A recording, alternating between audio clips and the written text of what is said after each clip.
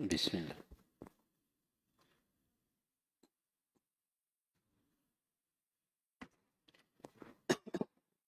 Bismillah. Assalamualaikum warahmatullahi wabarakatuh. Alhamdulillahi rabbil alamin. Hamdan kathiran tayyiban mubarakan fih kama yuhibbu rabbuna wa yardah. Ashhadu an la ilaha illallah wahdahu la syarika lahu wa ashhadu anna Muhammadan abduhu wa rasuluh. اللهم صل على محمد وعلى آل محمد كما صليت على إبراهيم وعلى آل إبراهيم إنك حميد مجيد اللهم بارك على محمد وعلى آل محمد كما باركت على إبراهيم وعلى آل إبراهيم إنك حميد مجيد يا أيها الذين آمنوا اتقوا الله حق تقاته ولا تموتن إلا وأنتم مسلمون أما بعد فإن أصدق الحديث كتاب الله وخير الهدي هدي محمد صلى الله عليه وعلى آله وسلم وشر الأمور محدثاتها وكل محدثة بدعة وكل بدعة ضلالة وكل ضلالة في النار Ikhwatal iman, bapak-bapak, ibu-ibu, ikhwan dan akhwat fillah a'azzanallahu jami'an. Alhamdulillah, siang hari yang mulia ini kita dipertemukan oleh Allah Subhanahu wa Ta'ala dalam ruangan masjid yang penuh barokah ini. Semoga Allah Subhanahu wa Ta'ala senantiasa menjadikan hati kita bahagia, puas, bergembira, tenang dan tentram di atas sunnah Nabi yang mulia alaihi salatu wassalam. Dan semoga Allah Jalla Jalaluhu senantiasa mengajarkan, memberikan dan menambahkan kepada kita ilmu yang dapat bermanfaat untuk dunia dan akhirat kita.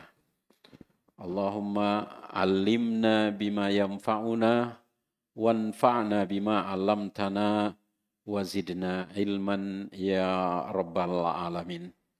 Salawat dan salam kepada Nabi kita yang mulia alaihi salatu wassalam, kepada keluarga beliau, para istri beliau, keturunan-keturunan beliau, para sahabat beliau, para tabi'in, kita semua dan umat Islam sampai akhir zaman yang senantiasa istiqamah di atas sunnah beliau. Bapak-bapak, ibu-ibu, ikhwan dan akhwat fillah a'azzanallahu jami'an. InsyaAllah pembahasan kita pada siang hari yang mulia ini adalah terkait dengan keutamaan isti'adzah dan basmalah.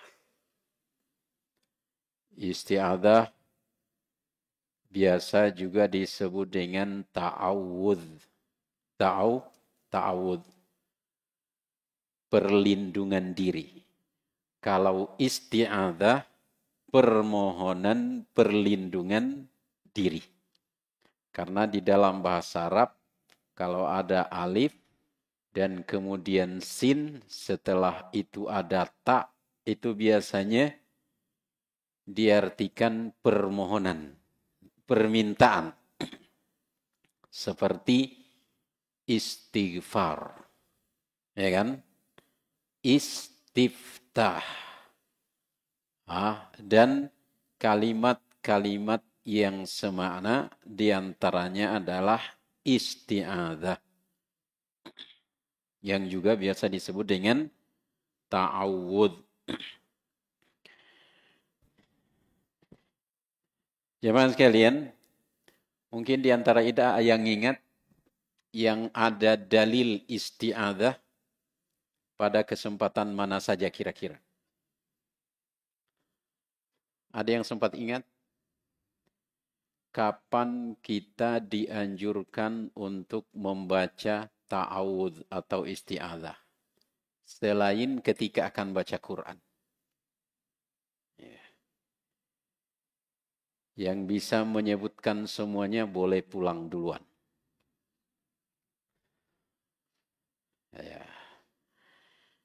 Di antaranya secara umum ketika kita diganggu syaitan. Karena di antaranya ketika ada yang sakit kan, ada yang sakit di fisik kita, kan ditempelkan tangan itu. Lalu bismillah 3 kali, lalu ta'awuz 7 kali. Di antaranya ketika masuk kamar, ya, baitul khala, toilet. Ya, dan yang semacamnya. Ya, namun perlu diperhatikan Bapak, Ibu, ikhwan dan akhwat fillah a'azzanallahu jami'an. Para ulama ketika mengomentari ta'awuz di awal baca Al-Quran, itu diantaranya disebutkan bahwa kita mengucapkan ta'awuz itu untuk menghindari godaan syaitan. Jangan sampai yang pertama, kita malas membaca Al-Quran. Yang kedua, menghalangi kita dari baca Al-Quran. Nah, ketika kita berhasil membaca Al-Quran, itu syaitan itu tidak akan meninggalkan kita. Digodanya lagi kita di dalam bacaan itu. Bagaimana supaya dia baca Al-Quran di Masjid Nurul Imam Blok M Square, tapi pikirannya itu ada di Papua. Ya kan? Itu syaitan itu tidak akan berhenti. Ketika ternyata sempat kita khusyuk, ya minimal lupa sebagian. Kurang konsentrasi. Hah? Nanti kalau ternyata sempat khusyuk, minimal dia tidak paham juga. Itu tidak pernah berhenti itu. Ketika sudah paham lagi bagaimana caranya syaitan menghalangi kita agar tidak mengamalkan. Agar tidak mengamalkan. Ternyata berhasil kita mengamalkannya, syaitan tidak pernah berhenti sampai di sana. Syaitan mengatakan bagaimana supaya ibadahnya ini kosong dari pahala. Iya kan? Tidak ada pahalanya. Dan kita ketahui seorang yang sholat itu ketika azan dikumandangkan, kan syaitan lari. Mohon maaf terbirit-birit sampai terkentut-kentut. Tapi setelah azan dikumandangkan, datang lagi syaitan. Dikumandangkan iqamah, lari lagi syaitan. Setelah azan dikumandangkan, datang lagi syaitan mengganggu kita di dalam sholat. Hah? Mengganggu kita di dalam sholat. Bagaimana supaya bacaannya tidak lancar? Bagaimana supaya bacaannya dia baca qul huwallahu ahad, akan tetapi yang ada di dalam benaknya setelah sholat nanti berbuat kesyirikan. Padahal di dalam sholatnya baca qul huwallahu ahad. Di dalam surat Al-Fatihah dia baca iyyaka na'budu wa iyyaka nasta'in. Tetapi di luar sholatnya dia tidak beribadah kepada Allah Subhanahu wa taala. Na'udzubillahi min dzalik. Sampai Nabi SAW mengatakan, sampai di dalam sholat itu ada orang yang di dalam sholatnya mendapatkan kekhusyuan 10%. Mungkin ada yang 5%. Mungkin ada yang sekian persen. Ada orang yang sholat, di dalam sholatnya itu sampai lupa berapa rakaat dia sholat. Jangan lupa itu adalah gangguan syaitan. Oleh sebab itulah sehingga para ulama mengatakan, ayat umum diantaranya dalam surat Al-A'raf, surat Al-A'raf, surat Fussilat. Dan satu lagi ada 3 ayat kaitannya dengan ta'awuz selain Qul a'udzu birabbil falaq dan Qul a'udzu birabbin nas itu. Para ulama mengatakan kita berta'awudz kepada Allah Subhanahu wa taala karena Allah Subhanahu wa taala hanya Dia yang paham betul gerak-geriknya syaitan. Gerak-geriknya syaitan. Kata para ahlul ilmi mengomentari surat Al-A'raf yang tadi kita sebutkan, kemudian surat Fussilat, kemudian surat An-Nahl, ada 3 ayat yang kaitannya dengan perintah ta'awuz itu, selain Qul a'udzu birabbil falaq, Qul a'udzu birabbin nas. Kata para ulama, khususnya di dalam surat Al-A'raf, itu kaitannya dengan bermuamalah dengan manusia yang jahat. Manusia yang jahat, manusia yang bisa menyelewengkan kita, Diterangkan oleh Allah Subhanahu wa taala, kemudian para ahli tafsir mengatakan ketika kita bermuamalah dengan manusia, itu gampang. Kita berbuat baik, kita menghindar dari orang-orang jahil. Tapi kaitannya dengan syaitan, hanya Allah Subhanahu wa taala yang paham gerak-geriknya syaitan itu. Kita manusia tidak ada yang paham. Jangankan paham gerak-geriknya syaitan, melihat syaitan saja kita tidak melihatnya. Ya mungkin ada yang melihat dalam konteks tertentu. Maka oleh sebab itu kita minta kepada Allah Subhanahu wa taala agar Dia menjaga kita dari gangguan syaitan tersebut. Terkadang para ahlul ilmi kemudian memberikan ilustrasi atau contoh. Mereka mengatakan sama dengan seorang yang melintas di kebun seorang petani misalnya, di mana kebunnya itu dijaga oleh banyak anjing. Dijaga oleh banyak anjing. Nah, kita melawan anjing yang mungkin puluhan, sekian, dan lain sebagainya, kita yang habis. Tapi kita panggil pemilik anjing itu, dia hanya mengeluarkan satu suara, semua anjing itu akan berhenti mengganggu kita. Kita tidak lihat syaitan.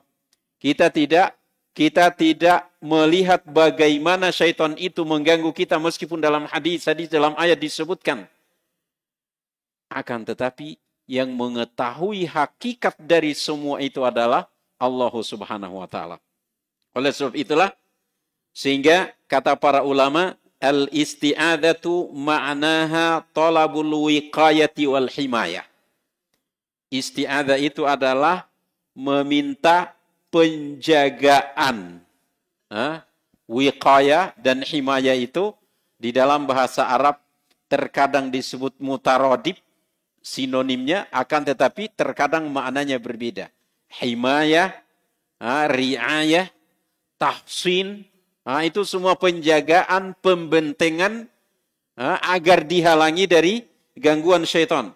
Walihada summiya al-musta'adu bihi ma'adan wa malja'an. Ya, sebagaimana kita ketahui bahwa rukun isti'adzah itu ada 5. Dan isti'adzah ini adalah bagian dari ibadah. Dan diantaranya dibahas diterangkan secara terperinci oleh Syekhul Utsaimin. Salah satu bukunya yang membahas itu adalah Syarah Al-Usul Ats-Tsalatsa, ketika beliau membahas isti'anah, isti'adzah, istighatsah. Di antara yang beliau bahas di sana adalah isti'adzah. Kita ketahui bahwa rukun isti'adzah itu adalah 5. Yang pertama adalah al-musta'adu bihi, yang kita minta perlindungannya, al-musta'id, yang meminta perlindungan, kemudian lafzul isti'adzah, lafaz isti'adzah, kemudian dari apa kita berlindung diri, kemudian kita mendapat dari apa yang kita dapatkan dari isti'adzah itu. Itu rukun-rukun dari isti'adzah. Tidak akan kita bahas panjang lebar kaitannya dengan hal itu. Kita ingin mengatakan di sini, sebagaimana dinyatakan diantaranya oleh Imam Ibnul Qayyim. Beliau mengatakan bahwa makna a'udhu al-taji'u wa a'tasimu wa ataharrazu. Aku berlindung diri kepada Allah, aku membentengi diriku dari Allah, dan aku minta penjagaan kepada Allah Subhanahu wa taala. Dan sekali lagi, tadi sudah kita sebutkan di awal, bahwa di dalam kita melaksanakan berbagai ibadah itu, syaitan itu tidak akan pernah berhenti. Di antaranya sebentar lagi kita akan masuk Ramadan misalnya. Ya, sebentar lagi kita akan masuk Ramadan. Itu syaitan itu akan selalu berupaya bagaimana supaya kita tidak sempurna menjalankan puasa. Kalau ternyata berhasil menjalankan puasa, bagaimana supaya puasanya itu kosong dari pahala. Ternyata dilaksanakan, bagaimana caranya supaya batal, dan seterusnya dan seterusnya. Syaitan tidak pernah berhenti kita, sedangkan kebanyakannya Kebanyakannya kita lalai. Sama dengan yang disebutkan para ulama kaitannya dengan membaca Al-Quran. Sama dengan kita hadir di majelis ilmu ini. Syaitan itu akan selalu menghalangi kita. Yang pertama, bagaimana supaya kita malas. Ya kan? Bagaimana supaya malas datang ke majelis ilmu. Ternyata kita berupaya, kita berini dan lain sebagainya, ternyata berhasil hadir. Syaitan tidak akan pernah berhenti sampai di sana. Bagaimana supaya ketika sedang ta'lim itu supaya diingatkan kebutuhan-kebutuhannya. Ternyata anaknya mau bayaran sekolah, uang belum ada misalnya. Ternyata ada hutang yang belum dibayar dan lain sebagainya. Kemana cari uang? Sehingga otaknya itu disibukkan dengan segala sesuatu. Di dalam ta'lim ia tidak dapat ilmu. Ya. Syukur-syukur kalau syaitan tidak sempat mengusap-ngusap kita. Sehingga sedang ta'lim Ustadz Muslim di sini kita pun ngorok. Ya kan? Bisa jadi itu adalah gangguan syaitan. Ternyata kita dapat ilmu nanti itu syaitan tidak akan pernah berhenti sampai di sana. Bagaimana supaya kita lupa ilmu itu? Bagaimana supaya ilmu kita itu dimasuki dan dicampuri dengan berbagai syubhat? Na'udzubillahi min dzalik. Bagaimana supaya ilmu itu tidak berhasil diamalkan? Diamalkan pun bagaimana supaya kosong dari pahala? Bagaimana supaya kalau ternyata dilaksanakan dengan baik pun, bagaimana supaya suatu ketika amal ibadah itu bisa disebutkan sehingga termasuk riya. Syaitan tidak pernah berhenti dalam surat Al-Isra.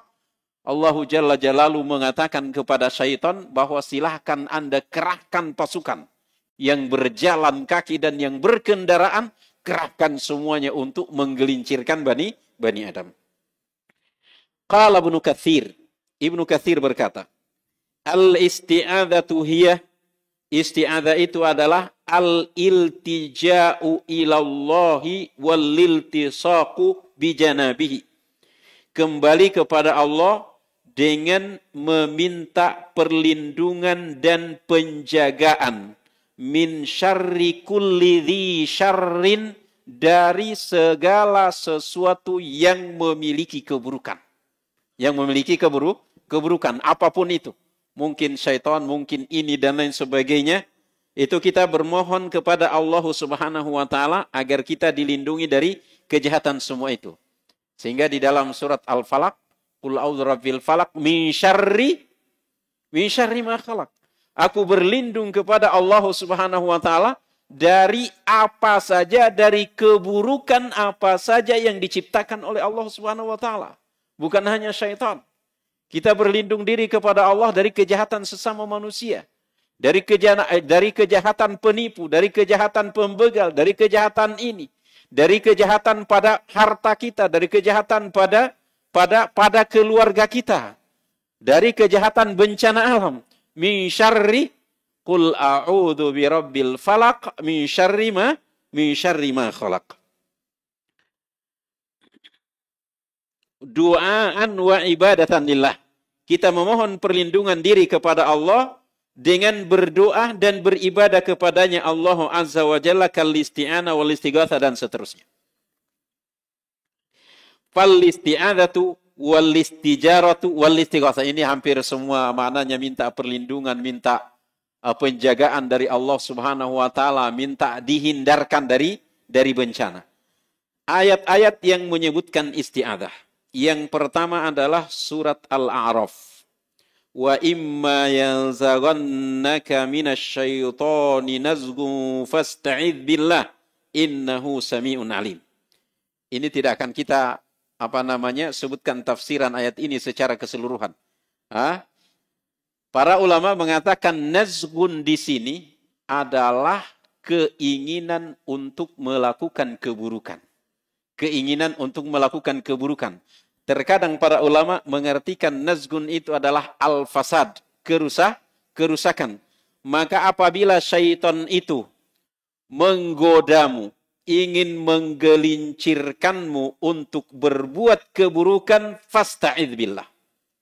Mohonlah perlindungan kepada Allah Subhanahu wa taala, innahu sami'un alim. Dan beberapa ayat sebelumnya ini, di antaranya di sana disebutkan hudil afwa wa amr bil ma'ruf, Itu yang dikomentari oleh Imam Al-Qurtubi dan juga yang lainnya. Disebutkan bahwa menghadapi manusia yang berbuat buruk terhadap kita, berbuat jahil terhadap kita, itu yang pertama berpaling dari orang-orang jahil. Kemudian yang keduanya adalah kita menolak keburukan itu dengan cara yang baik. Tapi kaitannya dengan syaitan, karena syaitan ini makhluk Allah yang hanya Allah Subhanahu wa taala yang mengetahui hakikatnya, maka kita harus meminta perlindungan kepada Allah Subhanahu wa taala. Yang keduanya adalah surat An-Nahl ayat 98. Allah tabaraka wa taala mengatakan, "Fa idza qara'tal Qur'ana fasta'idz billahi minasyaitonir rajim." Apabila engkau membaca Al-Qur'an, maka berlindung dirilah kepada Allah dari syaitan yang dirajam, yang dikutuk. Ya. Kaitannya dengan masalah fikih ini pembahasan yang lain. Bagaimana membaca ta'awuz itu, misalnya dalam sholat, apakah hanya di awal atau setiap rakaat, itu dalam konteks perbedaan pendapat para ahlul ilmi. Kemudian ayat yang ketiga, surat Fussilat ayat 36. Wa imma yanzaghannaka minasyaitani nazghun fasta'idz billah innahu huwas samiul alim. Surat Fussilat ayat 36. Kemudian As-Suddi mengatakan, seorang ahli tafsir dari kalangan para tabi'in, an-nazghu al-waswasatu wa hadithun nafsi. Waswasah, bisikan syaitan, dan juga bisikan jiwa untuk berbuat buruk. Maka kita isti'adzah kepada Allah Subhanahu wa taala. Ikhwatal iman a'azanallahu jami'an. Kita ketahui bahwa dalam kehidupan kita ini kita tidak pernah lepas dari gangguan syaitan. Maka oleh sebab itu mestinya dalam setiap saat kita berta'awuz kepada Allah Subhanahu wa taala. Malas beribadah, berat untuk melakukan sebuah ibadah, mestinya kita berta'awuz kepada Allah Subhanahu wa taala. Kita terkadang ingin melakukan kebaikan, ada saja halangannya. Maka mestinya kita berta'awuz kepada Allah Subhanahu wa taala. Kemungkinan besar di sana ada syaitan yang ingin menghalangi kita dari kebaikan tersebut. Wa qala ta'ala, qul rabbi a'udzu bika min hamazati syayatin. Ini dari surat Al-Mu'minun. Wa a'udzu bika rabbi ayyahdurun. Ini menunjukkan bahwa isti'adzah, di samping isti'adzah yang tadi diantaranya sudah kita sebutkan dan nanti akan kita sebutkan lagi, yang ada dalil-dalil khusus. Dalil ini dalam surat Al-Mu'minun menunjukkan kepada kita bahwa mestinya dalam setiap saat itu kita beristi'adzah kepada Allah Subhanahu wa taala. Jadi perintah secara tegas dalam 3 ayat tadi itu, tapi kaitannya dengan ta'awuz itu juga disebutkan dalam surat Al-Mu'minun dan juga disebutkan dalam surat Al-Falaq, qul a'udzu birabbil falaq, dan juga disebutkan dalam surat An-Nas, qul a'udzu birabbin nas. Hadis yang menyebutkan tentang ta'awuz. Yang pertama, hadis Abu Hurairah. Rasulullah sallallahu alaihi wasallam pernah berdoa dan berkata, Allahumma inni a'udzubika min adzabil qabr. Ini menunjukkan kepada kita bahwa ketika di dalam surat Al-Falaq itu disebutkan qul a'udzu birabbil falaq min syarri ma khalaq, dari setiap kejahatan apa saja yang engkau ciptakan. Maka di dalam hadis-hadis Nabi sallallahu alaihi wasallam diperinci apa saja kejahatan yang pada makhluk-makhluk yang diciptakan oleh Allah Subhanahu wa taala. Di antaranya di dalam hadis ini disebutkan kaitannya dengan kejahatan azab kubur. Qul Allahumma inni a'udzubika min adzabil qabr wa min adzabin nar, dari azab api neraka, wa min fitnatil mahya wal mamat, dari fitnah hidup dan fitnah mati. Fitnah hidup ini di antaranya dijelaskan panjang lebar oleh Syekhul Utsaimin dalam syarah sifat salat beliau. Beliau mengatakan inti dari fitnah hidup itu adalah fitnah syubhat dan fitnah syahwat. Itu kata Syekhul Utsaimin. Adapun fitnah mati ini sangat banyak kata beliau. Di antaranya fitnah ketika akan mati, fitnah su'ul khatimah. Di antaranya fitnah azab kubur. Di antaranya fitnah di mahsyar. Di antaranya fitnah nanti ketika ditimbang amal kebaikan, ketika dibagikan amal catatan amal, ketika melintas di atas sirat.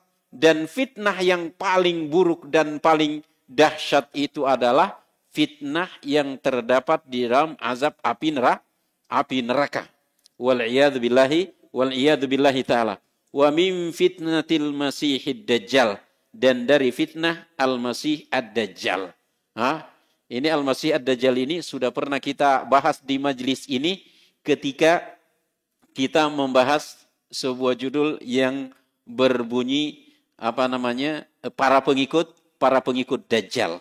Rawahul Bukhari.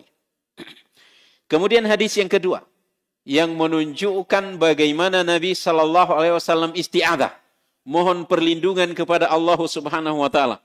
Karena Rasulullah sallallahu alaihi wasallam yaqul, Rasulullah SAW pernah berdoa dan berkata, Allahumma, ya Allah, inni a'udzubika minal ajzi wal kasal.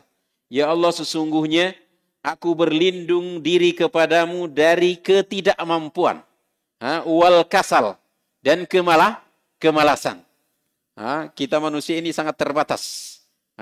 Terkadang kita menganggap diri kita sudah ahli dalam sesuatu, tetapi terkadang ada hambatan, terkadang kita tidak mampu menunaikannya secara sempurna, apalagi kebanyakan hal itu kita tidak mampu.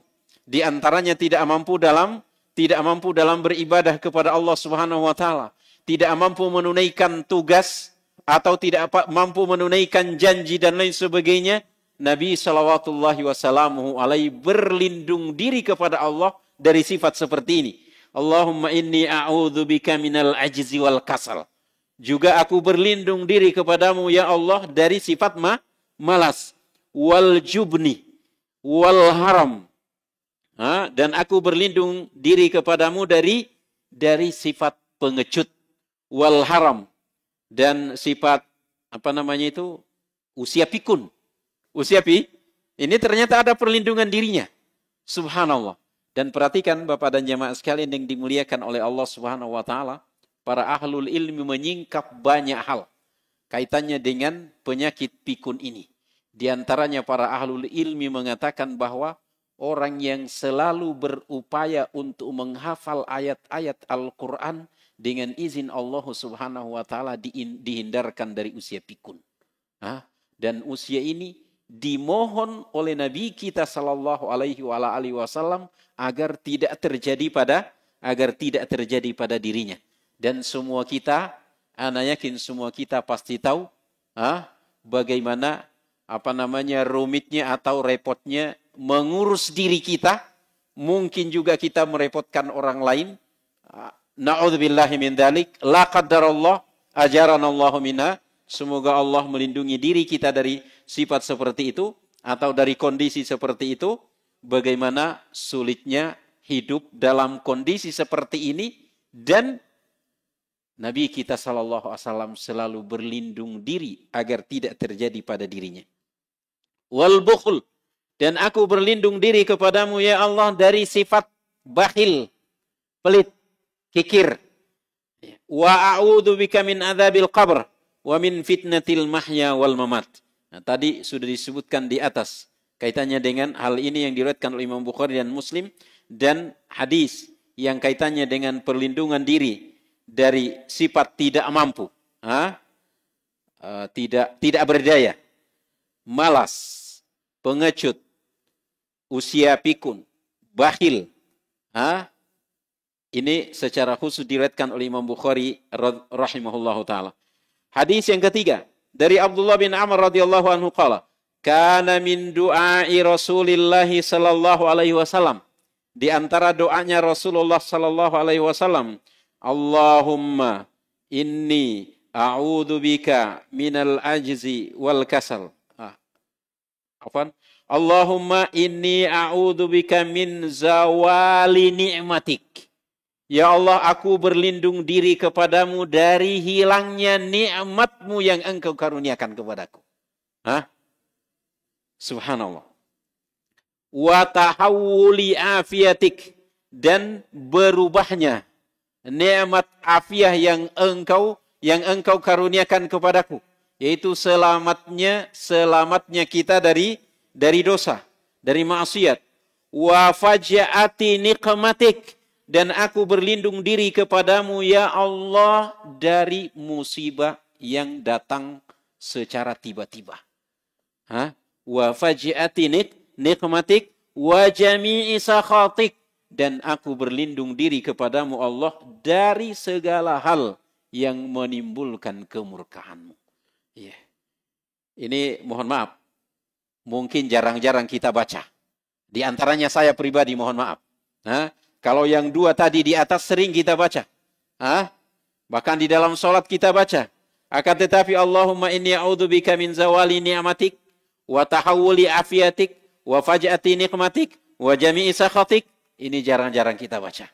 Dan Nabi kita sallallahu alaihi wasallam selalu memohon hal-hal ini kepada Allah agar dilindungi darinya. An Ummi Salamah, dari Ummi Salamah radhiyallahu anha qalat, ma kharajan nabiyyu sallallahu alaihi wasallam min baiti qattun. Ini kata Ummi Salamah. Ini mohon maaf. Ini diantara yang menunjukkan kepada kita bahwa diantara yang sangat diperhatikan oleh para istrinya Nabi itu adalah ketika Nabi SAW hendak keluar rumah. Bapak-bapak di sini mungkin sering mengalami. Kalau pasangan kita itu kita mau berangkatkan kita senang. Meskipun sudah siap tapi ditanyakan yang ini sudah siap belum, yang ini sudah siap belum dan lain sebagainya. Nah di antaranya perhatian Ummu Salamah ketika Nabi SAW akan keluar dari rumah. Ketika akan keluar dari rumah. Katanya Ummu Salamah radhiyallahu ta'ala anha, beliau mengatakan, tidak pernah sama sekali Nabi sallallahu alaihi wasallam keluar dari rumahku illa rafa'a tarafahu ila sama, melainkan beliau memandangkan pandangannya ke langit. Faqala, lalu beliau berdoa, Allahumma, ya Allah, a'udzu bika min an adilla au udhallah. Aku berlindung diri kepadamu ya Allah, jangan sampai ada yang menyesatkan aku atau ada yang aku sesatkan. Au azilla au uzalla, atau aku menghinakan orang atau aku dihinakan.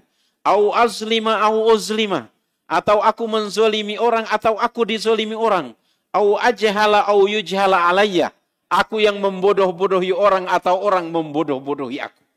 Kata Ummu Salamah, Nabi SAW tidak pernah sama sekali keluar dari rumahku kecuali beliau membaca ini.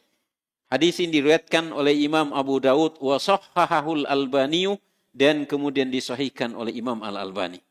Wa an Utsman bin Abi Al-As As-Saqafi radhiyallahu anhu annahu atan Nabiy SAW qala. Utsman Abi Al-As As-Saqafi, beliau pernah datang kepada Nabi SAW lalu berkata, wa bi waj'un qad kada yuhlikuni. Ini Utsman As-Saqafi mengatakan, ketika itu aku sedang menderita sakit yang hampir membinasakanku. Qala. Faqala Rasulullah SAW, maka Rasulullah SAW mengatakan, imsahu, usaplah. Usaplah bagian tubuhmu yang sakit dan hampir membinasakanmu itu. Biyaminik. Imsahu makanal alami biyaminik sab'a marrat. Usap sebanyak 7 kali. Wa qul a'udzu bi'izzatillah. Aku berlindung diri dengan kemuliaan Allah. Wa qudratihi, dan kemampuannya. Min syarri ma ajid, dari keburukan apa yang kualami. Qala fa fa'altu. Dalam lafaz lain wa uhadir. Qala fa fa'altu.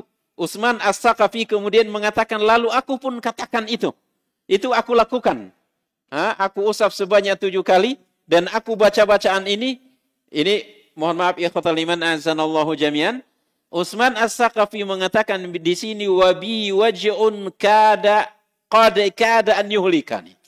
Saya menderita sakit di mana sakit itu hampir membinasakan aku. Lalu Nabi SAW mengajarkan kepadanya, usap sebanyak 7 kali yang engkau rasakan sakit itu, kemudian baca, A'udzu bi'izzatillah wa qudratihi min syarri ma ajid. Fafa'altu.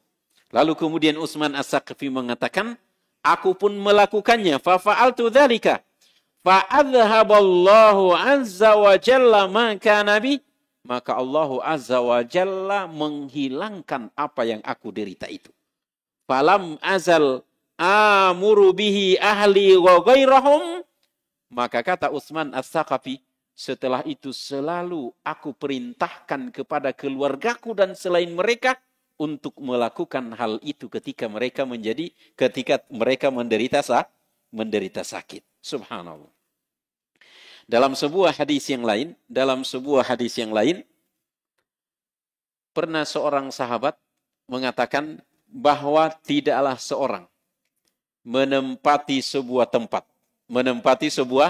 tempat. Apakah dia akan berdiam di situ selamanya? Atau dia menetap di situ hanya sementara? Lalu di tempat itu dia membaca, A'udzu bikalimatillahi tammati min syarri ma khalaq. Ia membaca bacaan itu, maka dinyatakan dalam hadis itu bahwa dia tidak akan ditimpa sesuatu yang tidak menyenangkannya hingga ia meninggalkan tempat itu. Masya Allah. Mungkin kita sedang safar, mampir ke sebuah tempat. Atau mungkin kita mengontrak sebuah tempat, sebuah kios di sebuah mall misalnya. Datang ke sana, yang pertama kita lakukan adalah A'udzu bikalimatillahi tammati min syarri ma khalaq. Mungkin di antara kita ada yang ingin menempati rumah baru, ataupun tempat-tempat yang lainnya yang kita tempati baik sementara maupun kita ingin memang bermukim di situ, maka kita baca kalimat ini di dalam hadis tersebut dan mudah-mudahan nanti akan kita bacakan. Dia tidak akan ditimpa sesuatu yang tidak menyenangkannya. Oleh sebab itu, ikhwatal iman azanallahu jami'an, maka secara ringkas dapat kita sebutkan bahwa dengan kita mengucapkan isti'adzah ini, kita akan mendapatkan penjagaan dari Allah Subhanahu wa Ta'ala. Itu secara ringkas, mohon maaf. Kemudian selain itu, kita akan mendapatkan barokah dalam apa yang hendak kita lakukan. Kemudian selain itu, bahwa kita akan mendapatkan hasil yang maksimal dalam apa yang kita inginkan. Ini hadisnya yang tadi kita sebutkan, bahwa dari Khawlah bint Hakim As-Sulamiyah. Dari Khawlah bintu Hakim As-Sulamiyah. Qalat Khawlah bintu Hakim As-Sulamiyah mengatakan, Sami'tu Rasulullah sallallahu alaihi wasallam yaqul.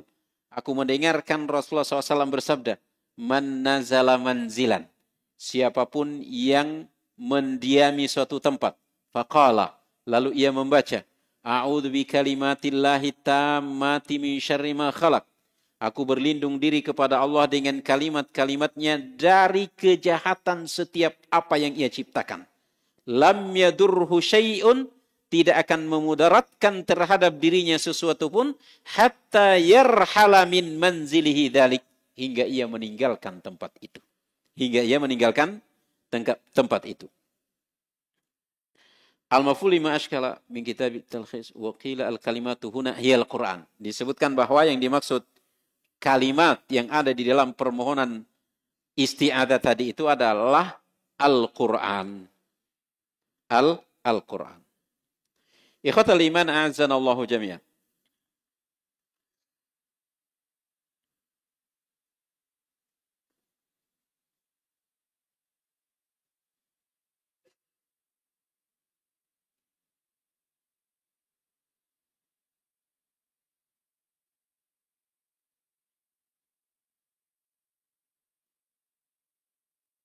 Ya, kemudian selanjutnya adalah kapan kita dianjurkan untuk mengucapkan isti'adzah.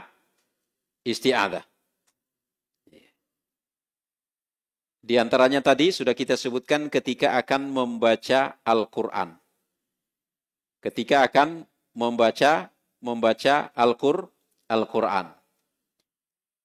Kemudian di antaranya ketika terjadi gangguan kita merasakan gangguan syaitan. Kemudian di antaranya menempati atau mampir ke sebuah tempat tadi sudah kita sebutkan. Kemudian di antaranya ketika kita masuk ke dalam toilet. Allahumma inni a'udzubika minal khubuthi wal khaba'is. Kemudian di antaranya tadi ketika ada kita merasakan ada yang sakit pada tubuh kita. Yang tadi a'udzu bi'izzatillahi wa qudratihi min syarri ma ajidu wa uhadir. Kemudian di antaranya ikhwatal iman a'azanallahu jami'an adalah ketika sedang marah. Ini mohon maaf jarang kaum muslimin yang mengamalkan ini. Ketika sedang marah hendaknya isti'adzah kepada Allah Subhanahu wa taala. Minta perlindungan kepada Allah Subhanahu wa taala. Pernah terjadi di zaman Nabi Shallallahu Alaihi Wasallam ada dua orang sahabat yang sedang bersitegang. Kalau bahasa kita sekarang sedang berantem. Bahkan di antara disebutkan dalam riwayat itu bahwa salah satunya itu sudah megang hidung temannya yang lain, ingin dipukuli dan lain sebagainya. Urat-urat lehernya sudah menegang, mukanya nampak marah. Lalu kemudian Nabi Shallallahu Alaihi Wasallam mengatakan bahwa sesungguhnya aku ketahui satu kalimat. Kalimat di sini maksudnya adalah jumlah. Satu kalimat yang seandainya orang ini membacanya, niscaya marah itu akan hilang dari dirinya. Lalu kemudian beliau membaca a'udzu billahi minasyaitonir rajim. Nah, itu di antara kondisi-kondisi atau tempat-tempat di mana kita disyariatkan untuk membaca ta'awuz. Di samping berbagai kondisi di mana kita merasakan ada gangguan syaitan. Terkadang kita tidak merasakan gangguan syaitan, tetapi ketika kita malas menunaikan sebuah ibadah, ketahuilah bahwa itu adalah gangguan syaitan. Maka mestinya kita berta'awuz kepada Allah Subhanahu wa taala. Adapun lafaz-lafaz ta'awuz, a'udzu billahi minasyaitonir rajim. 1. A'udzu billahi samii'il alimi minasyaitonir rajim. 2. Ini dua lafaz ini boleh dibaca ketika akan membaca Al-Quran. A'udzu billahi minasyaitonir rajim. A'udzu billahi samii'il alimi minasyaitonir rajim. Kemudian a'udzu billahi latifil khabiri minasyaitonir rajim. Ini juga boleh. Dan juga boleh ini ketika akan membaca Al-Quran, a'udzu billahi samii'il alim minasyaitonir rajim min hamzihi wa nafthihi wa nafathihi. 3. Kesombongannya, godaannya, dan penyelewengannya. Min hamzihi wa nafthihi wa nafathihi. Ini semua boleh diucapkan ketika kita hendak membaca Al-Quran. Adapun seperti tadi yang kita sebutkan, a'udzu bikalimatillahi tammati min syarri ma khalaq, itu memang salah satu di antara lafaz ta'awuz, tetapi hanya diucapkan dalam kondisi-kondisi tertentu. Termasuk di antaranya yang tadi kita sebutkan, a'udzu bi'izzatillahi wa qudratihi min syarri ma ajidu wa ukhadir. Ya. Ya, ini tadi hadis yang sudah kita sampaikan di mana seorang sahabat, dua orang sahabat sedang bersih tegang, lalu kemudian Nabi SAW mengatakan, Inni la'alamu kalimatan. Sesungguhnya aku mengetahui sebuah kalimat. Lau qalaha la dhahaba anhu. Seandainya orang itu membacanya, niscaya akan hilang darinya sifat marah tersebut. Maka salah satu di antaranya, mudah-mudahan dulu sudah pernah kita sebutkan juga majelis di sini, lebih dari 7 tahun yang lalu, ketika kita membaca sebuah kitab Mausu'ah Al-Adab Al-Islamiyah dari Abdul Aziz bin Fathi As-Sayyid Nada. Adab-adab marah. Di antara adab-adab marah itu adalah membaca adalah hendaknya kita membaca ta'awuz. A'udzubillahi minasyaitonir rajim. Ikhwatal iman azanallahu jami'an. Itu yang dapat kita sebutkan kaitannya dengan ta'awuz, dan tentu saja masih banyak hal yang belum sempat kita sebutkan kaitannya dengan ta'awuz ini.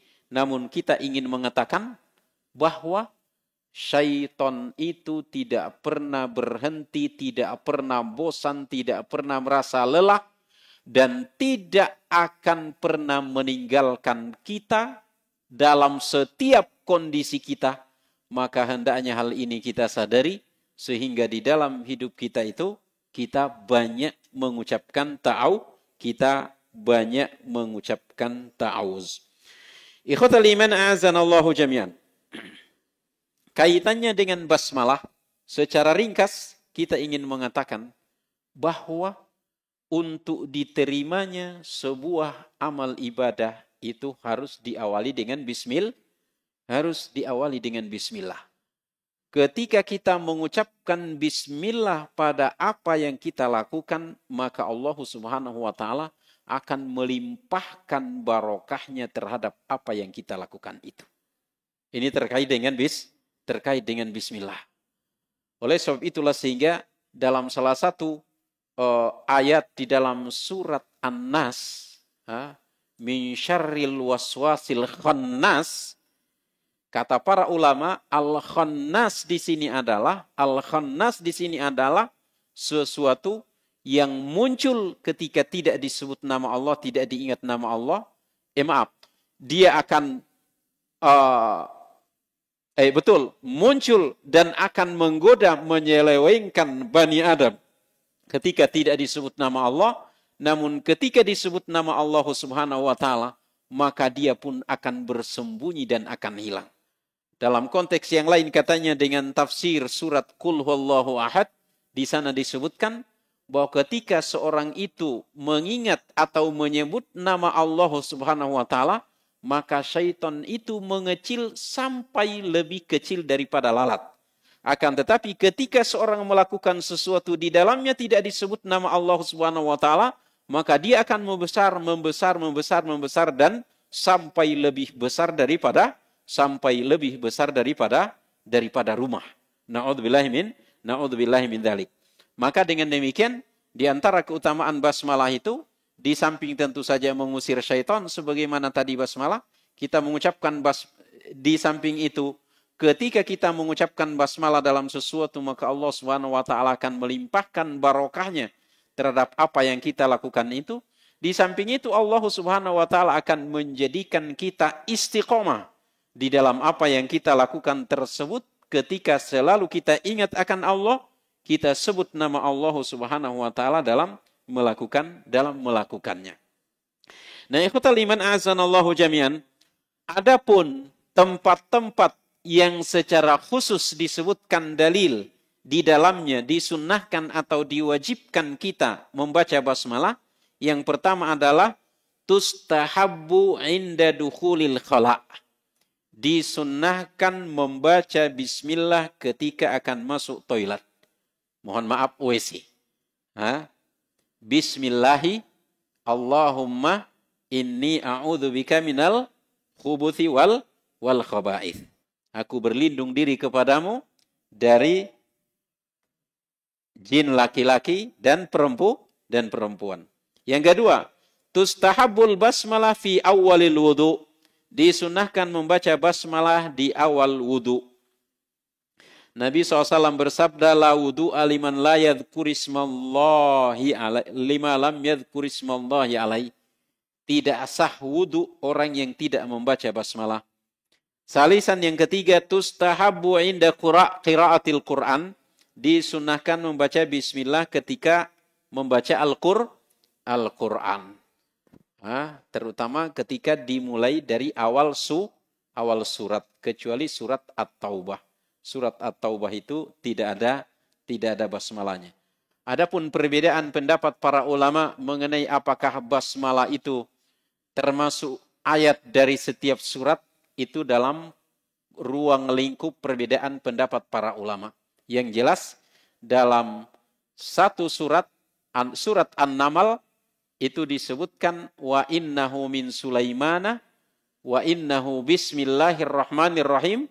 Surat itu dari Sulaiman dan surat itu diawali dengan bismillahirrahmanirrahim. Maka dengan demikian sepakat para ulama bahwa bismillah itu adalah salah satu ayat di dalam surat An-Naml. Adapun apakah bismillah itu salah satu ayat dari surat Al-Fatihah, itu diperdebatkan oleh para ulama. Apakah basmalah itu termasuk satu ayat atau termasuk ayat dari setiap surat kecuali surat At-Taubah, itu juga dalam konteks perbedaan para ahlul ilmi. Tustahabu inda qiraatul Quran. Rabi'an yang keempat, tajibu inda dzabhi. Wajib mengucapkan bismillah ketika hendak memotong hewan. Inda dzabh. Ya, ketika hendak memotong hewan, motong kerbau, motong sapi, motong ayam, onta yang punya onta, itu wajib hukumnya membaca bismillah. Meskipun kalau onta itu kan biasanya disebut dengan nahar, bukan zabah. Meskipun zabah juga berlaku untuknya, tapi nahar untuk untuk kerbau, untuk sapi, untuk ayam itu tidak berlaku. Nahar itu hanya berlaku untuk onta, karena onta itu ketika disembeli dalam keadaan berdiri dan hanya diikat salah satu kakinya. Di samping itu kalau disembeli, tempat sembelinya itu dia dekat badannya. Sedangkan kambing, sapi, ayam itu dekat kepala. Kemudian selanjutnya adalah tustahabu indal akli. Disunahkan membaca basmalah ketika hendak makan. Sebagaimana putranya Ummu Salamah, pernah dia itu makan. Tangannya itu comot ke sana kemari. Lalu Nabi SAW mengajarkan kepadanya, ya gulam, wahai anak muda, kalau mau makan itu hendaknya mulai dengan bismillah. Makan dengan tangan kanan dan makan dengan yang terdekat kepadamu. Selain itu dalam sebuah hadis, Nabi SAW pernah mengatakan, kalau ada seorang datang ke rumahnya di sore hari, lalu ia baca bismillah ketika buka pintu, maka syaitan ketika itu mengatakan tidak ada tempat menginap kita malam ini di rumah ini. Karena dia buka pintu dengan membaca bismillah. Membuka dan menutup. Lalu kemudian ketika dia makan malam dan membaca bismillah, katanya syaitan, kita tidak ada jatah makan malam ini. Karena orang tersebut datang ke rumahnya, membuka dan menutup pintu dengan bismillah, makan diawali dengan bismillah, syaitan mengatakan tidak ada bagian kita malam ini. Coba bayangkan Bapak dan jamaah sekalian, ini terkadang kita anggap sepele. Terkadang kita anggap tidak ada kepentingan kita untuk memperhatikan hal itu. Tetapi ternyata pengaruhnya sangat besar. Jangan sampai kemudian gara-gara kita tidak menutup pintu dengan basmalah sehingga seisi rumah semuanya tidur bersama dengan syaitan. Jangan sampai kemudian gara-gara kita tidak membaca basmalah ketika makan malam, lalu kemudian makan makanan yang kita konsumsi ketika itu membawa penyakit. Na'udzubillahi min dzalik. Maka oleh sebab itu, meskipun lafaznya di sini disunnahkan, tetapi manfaatnya sangat luar biasa. Dan perhatikan, Nabi Shallallahu Alaihi Wasallam kaitannya dengan hal-hal yang disunnahkan, beliau tidak meninggalkannya kecuali darurat. Beliau tidak meninggalkan kecuali darurat. Jadi tidak begitu mudah kita mengatakan bahwa ini hanya hukumnya sunnah dalam fikih, lalu kemudian dengan mudah kita meninggalkan. Jadi sekali lagi, di antara yang disebutkan nas secara khusus disunnahkan kita membaca basmalah adalah ketika akan makan. Di samping itu, dengan kita membaca basmalah mengingatkan kita bahwa kita itu makan karena Allah Subhanahu wa taala. Karena kalau kita tidak ingat Allah, tidak ada niat ketika kita makan, tidak ada bedanya kita dengan orang non-Islam makan. Tidak ada bedanya kita dengan hewan yang makan. Yang membedakan kita dengan mereka adalah kita ketika makan, ketika berpakaian, meskipun ini hal-hal mudah, kita ingat akan Allah Subhanahu wa taala, sehingga kita diberikan pahala dalam hal itu. Kita makan, kita berpakaian, kita makan untuk agar fisik kita kuat dalam menunaikan ibadah. Kita berpakaian untuk menutup aurat, karena menutup aurat itu perintah agama, sehingga dengan itu kita diberikan pahala oleh Allah Subhanahu wa taala. Selanjutnya, tustahabbu indal jima'. Disunahkan membaca basmalah ketika jima'. Opo jima', Pak? Nggak usah malu-malu menyebut. Kalau sudah nikah mah nggak usah malu-malu. Yang belum nikah udah diam aja dulu, jangan ditafsirin kemana-mana. Jadi disunahkan baca basmalah ketika akan melakukan jima'. Hubungan badan suami istri. 5 ja'a fis sahihaini. Berdasarkan dalil yang disebutkan dalam as-sahihain. Ini Ibnu Abbas radhiyallahu anhu qala Rasulullah SAW, lau anna ahadakum, seandainya salah seorang di antara kamu. Ini ingat ini Pak. Ingat ini Pak. Ibu-ibu juga yang ada di belakang, ingat. Saling mengingatkan. Mengingatkan. Alhamdulillah bapak-bapak banyak yang ngangguk. Saling mengingat. Karena terkadang orang itu terkadang lupa dalam beberapa kondisi. Mungkin karena terlalu takut atau mungkin karena terlalu senang. Ya kan? Ya, biasanya itu lupa. Maka dalam konteks ini saling mengingatkan.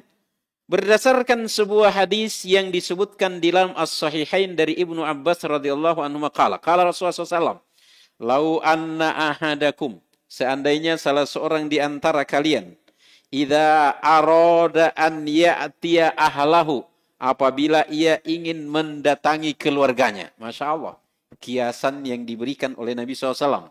Ahlahu di sini maksudnya adalah zaujatahu, istrinya. Qala, Bismillah, dengan nama Allah. Allahumma jannibna syaitan. Ya Allah, jauhkanlah syaitan dari kami. Jauhkanlah kami dari syaitan. Wa jannibis syaitana ma razaqtana.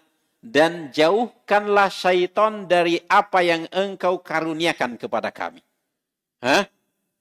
Fa innahu iyaqdir bainahuma walad. Kalau ditakdirkan terhadap mereka berdua itu ada anak pada saat itu, lam yadurhu syaitanu abadan, selamanya tidak akan dimudaratkan oleh syaitan. Tidak digelincirkan oleh syaitan. Tidak digelincirkan berarti memungkinkan ia digoda. Akan tetapi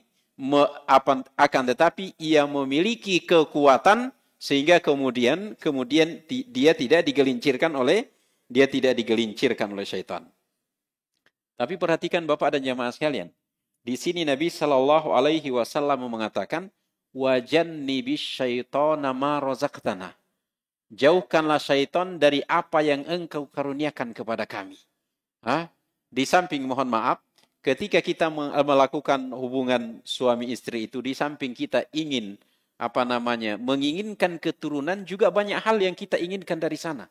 Maka kita berlindung diri kepada Allah, kita membaca basmalah di awalnya, agar apapun yang kita dapatkan, silahkan ditafsirkan sendiri, apa saja karunia Allah yang kita dapatkan dalam hal itu, jangan sampai kemudian disusupi oleh syaitan.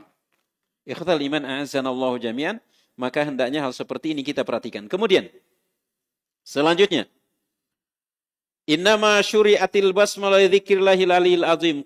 Ini secara umum, bahwa dalam setiap kondisi kita, sama dengan ta'awuz tadi, setiap kita ingin melakukan hal-hal yang sifatnya mubah, yang memang di dalamnya di sana mestinya kita mengucapkan basmalah, maka kita ucapkan basmalah. Seperti misalnya kita kita akan memakai pakaian, kita akan memulai pekerjaan, kita akan memulai menulis. Meskipun menulisnya itu menulis di WhatsApp misalnya, ya kan? Atau akan mengupload sesuatu di FB misalnya, di Twitter misalnya, atau dimanapun, kita awali dengan bismillah, karena kita harapkan keberkahan. Di samping tentu saja kita mengawalinya ikhlas karena Allah, kita mengharapkan keberkahan dalam apa yang kita lakukan tersebut. Ikhwatal iman azanallahu jami'an, ini yang dapat kita sampaikan terkait dengan ta'awuz dan basmalah pada kesempatan yang mulia ini. Mudah-mudahan menambah semangat kita untuk selalu berta'awuz dan menambah keyakinan kita bahwa yang bisa menjaga kita sepenuhnya dan secara hakiki itu hanyalah Allah Subhanahu wa Ta'ala. Dan mudah-mudahan di antaranya jangan sampai kemudian pernah kita lengah, bahwa syaitan itu tidak pernah berhenti untuk ingin menggelincirkan kita. Maka selalulah kita mohon perlindungan kepada Allah Subhanahu wa Ta'ala dalam setiap apapun, agar kita tidak digelincirkan oleh syaitan. Selain itu, dalam melakukan apapun, kita selalu mohon perlindungan kepada Allah agar kita melakukannya dengan khusyuk, dengan maksimal, dan mendapatkan barokah dari Allah yang sangat banyak dalam apa yang dilakukan. Bila ada ingin berkomentar atau bertanya, dipersilahkan sebelum kita akhiri. Barakallahu fikum. Sallallahu alaihi wasallam wa barakallahu.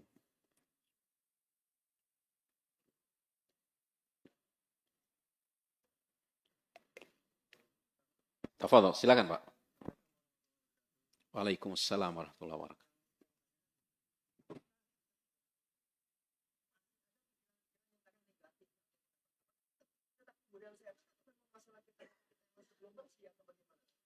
Masya Allah, barakallahu fiik. Ikhwatal iman azanallahu jami'an. Di dalam kaitannya dengan berta'awuz di awal bacaan Al-Quran, para ulama dalam hal itu menjelaskan banyak hal. Di antaranya, dan mudah-mudahan tadi juga sudah kita sebutkan, di antaranya bahwa ketika kita membaca ta'awuz, banyak hal yang kita mohon kepada Allah. Di samping mohon keberkahan, mohon kita agar maksimal dalam melakukan sesuatu, di antaranya tadi, bagian dari maksimal itu adalah kekhusyuan dalam melaksanakan sebuah ibadah apapun itu. Namun terkadang masih ada saja dan lain sebagainya. Ya mohon maaf, mungkin satu, ya mungkin memang banyaknya gangguan syaitan itu dalam diri kita. Karena memungkinkan memang sangat banyak di dalamnya. Sehingga perlu kita kuras, perlu kita ta'awuz lagi dan seterusnya. Ya di samping itu, mungkin ada hal yang mengganggu kita, maka kita singkirkan apa yang mengganggu kita itu.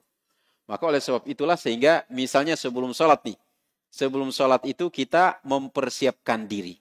Di antara persiapan yang kita lakukan sebelum sholat itu adalah Ini silahkan dikiaskan kepada ibadah yang lain. Maksudnya dikiaskan dalam hal ini bukan mengiaskan pelaksanaannya. Adalah menyingkirkan hal-hal yang kira-kira mengganggu kita dalam sholat.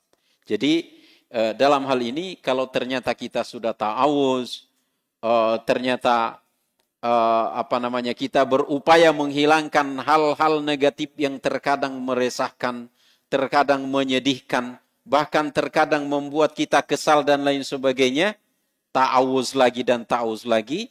Selain itu, berupaya kita menyingkirkan hal-hal secara fisik. Mungkin ada yang mengganggu kita dalam hal itu.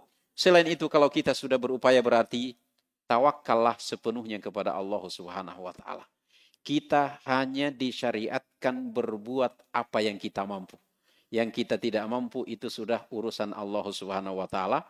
Kalau kita sudah berupaya dan seterusnya, terkadang dalam keburukan yang menimpa kita pun kita mendapatkan pahala.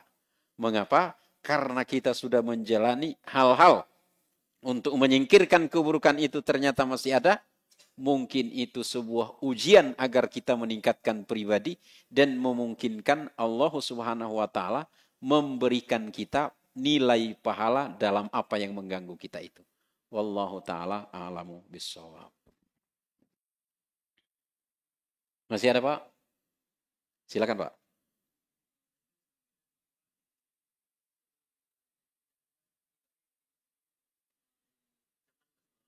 Ya.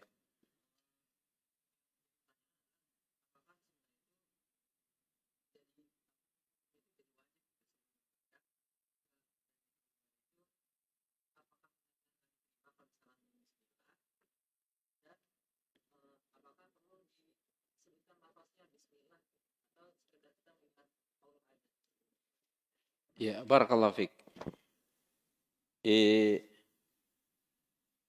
Betul bahwa dalam sebuah hadis tadi disebutkan bahwa apapun kebaikan yang dilakukan dan tidak di sana disebutkan nama Allah, maka dia itu terputus atau terpotong.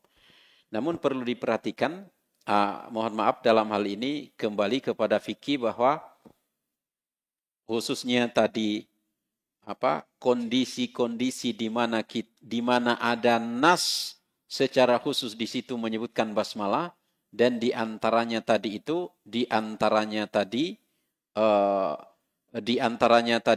ada yang wajib, kebanyakannya yang sunnah, seperti akan menyembelih itu disebutkan wajib.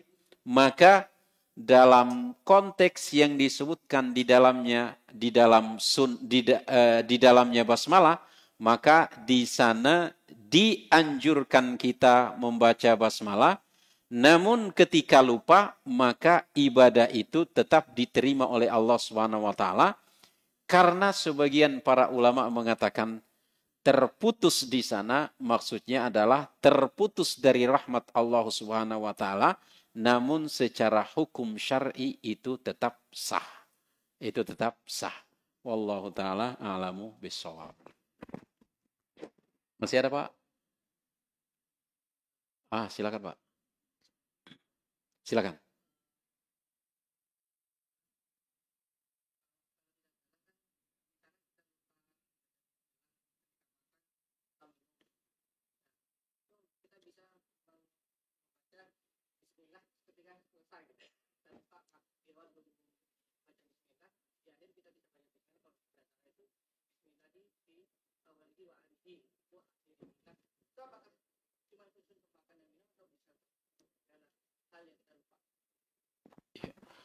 Wallahu ta'ala ala bisawab, itu disebutkan dalam hal itu konteksnya hanya kaitannya dengan makan.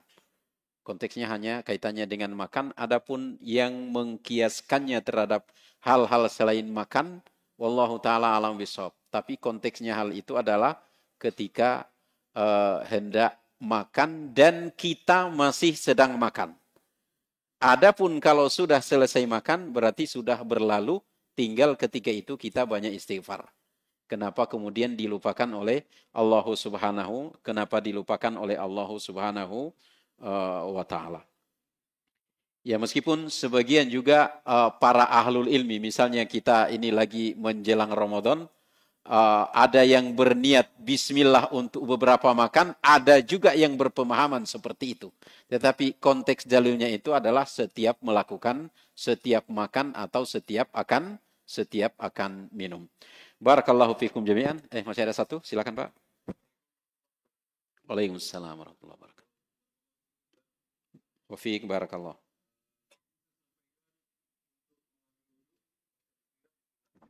Iya.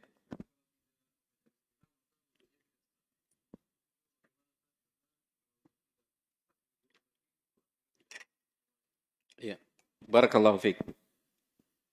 Dalam setiap pembahasan fikih, bismillah dalam wudhu itu para ulama semuanya sepakat itu hukumnya sunnah. Yang tidak bisa tidak dalam hal ini adalah niat. Yang tidak bisa tidak adalah niat. Karena beda niat, beda bismillah. Maka semua para ulama sepakat bahwa bismillah ketika akan wudhu itu adalah hukumnya sunnah. Adapun kaitannya dengan terputus tadi itu kembali kepada penafsiran sebagian para ahlul ilmi bahwa itu terputus dari rahmat Allah Subhanahu wa taala dan barokahnya, tetapi secara hukum syar'i itu sah selama ada niat. Maka dalam konteks ini wallahu taala alam bisawab, secara fikih itu sah meskipun barokahnya kurang, tidak sama dengan ketika membaca basmalah, dan sahnya di sini terkait dengan adanya niat. Kalau tidak ada niat, maka mestinya wudhu diulangi. Mestinya wudhu diulangi. Akan tetapi jangan pula kita biasakan memberikan peluang syaitan untuk sering lupa dalam hal-hal yang kita akan laksanakan, diantaranya terkait dengan baca basmalah. Karena ketika kita membiasakan diri kita memberikan peluang oleh syaitan dalam hal itu, maka syaitan itu akan meluas dan melebar dan akan tambah banyak nanti dia memberikan keraguan-raguan dalam hal-hal yang kita lakukan. Wallahu ta'ala a'lamu bishawab. Bapak, Ibu, ikhwan dan akhwat fillah azanallahu jami'an. Ini yang dapat disampaikan pada siang atau sore hari ini. Semoga ada manfaatnya untuk kami pribadi dan untuk kita semua. Dan semoga Allah Subhanahu wa taala menjadikan hati kita senantiasa ingat akan syariatnya, ingat akan sunnah-sunnah Nabi sallallahu alaihi wasallam, sehingga senantiasa kita istiqamah di atas sunnah beliau hingga akhir hayat kita. Barakallahu fikum jami'an wa sallallahu wasallam wa baraka ala Muhammad. Subhanakallahumma wa bihamdika asyhadu an la ilaha illa anta astaghfiruka wa atubu ilaik. Wassalamualaikum warahmatullahi wabarakatuh.